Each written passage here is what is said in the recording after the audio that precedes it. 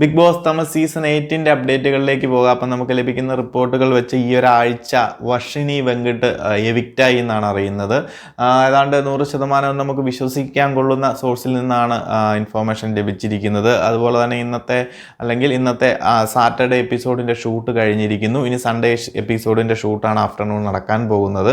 അപ്പം ഈ ഒരാഴ്ചയും എന്താണ് സിംഗിൾ എവിക്ഷൻ ആണോ ഉള്ളതിനെക്കുറിച്ച് ഒരു വ്യക്തമായ ധാരണയൊന്നും ഇല്ല. കാരണം 7ാമത്തെ ആഴ്ചയാണ്. ഇപ്പോഴും സിംഗിൾ എവിക്ഷൻ വെച്ചുകൊണ്ടിരുന്നു കഴിഞ്ഞാൽ ഈ പറയുന്ന 19 കണ്ടസ്റ്റൻസിനെ എന്ന് പുറത്താക്കുമെന്നതിനെ കുറിച്ച് ഒരു വ്യക്തതയുമില്ല. എന്തായാലും നമുക്ക് നോക്കാം, എന്തെങ്കിലും ഒരു പ്ലാൻ ഈ ഒരു സീസൺ 8 ബിഗ് ബോസ് സീസൺ 8 അണിയറ പ്രവർത്തകർ കരുതിയിട്ടുണ്ടാവുമെന്ന് തന്നെ കരുതാം. ചിലപ്പോൾ അടുത്ത ആഴ്ചയോ അതിൻ്റെ അടുത്ത ആഴ്ചയോ ഒരു ഭൂകമ്പം ടാസ്കോ എന്തെങ്കിലും കൊണ്ടുവന്ന് 3-4 കണ്ടസ്റ്റൻസിനെ ഒന്നിച്ച് പുറത്താക്കാനായിരിക്കാം. അല്ലെന്നുണ്ടെങ്കിൽ ഈ ഒരാഴ്ച ഡബിൾ എവിക്ഷൻ ഉണ്ടായിരിക്കാം. അടുത്ത ഒരു എപ്പിസോഡിൻ്റെ ഷൂട്ടും കൂടെ കഴിഞ്ഞു കഴിഞ്ഞാൽ മാത്രമേ നമുക്കറിയാൻ സാധിക്കത്തുള്ളൂ 2 എവിക്ഷൻ ഈ ഒരാഴ്ച ഉണ്ടാകുമോ എന്നതിനെക്കുറിച്ച്. എന്തായാലും ഇപ്പോൾ ലഭിക്കുന്ന ഒരു റിപ്പോർട്ട് പ്രകാരം ഈ ഒരാഴ്ച നമ്മുടെ വർഷിനി വെങ്കിട്ട് പുറത്തായി എന്ന് തന്നെയാണ്.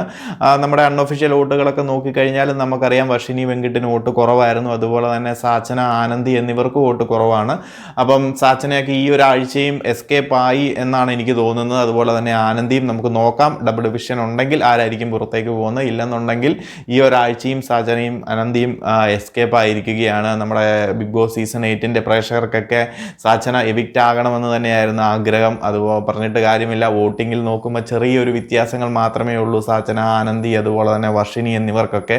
അപ്പോൾ ആ ഒരു അവസാന കൗണ്ടിങ്ങിൽ വരുമ്പോൾ ചെറിയ ചെറിയ വോട്ട് വ്യത്യാസത്തിൽ വർഷിനിക്കായിരിക്കണം.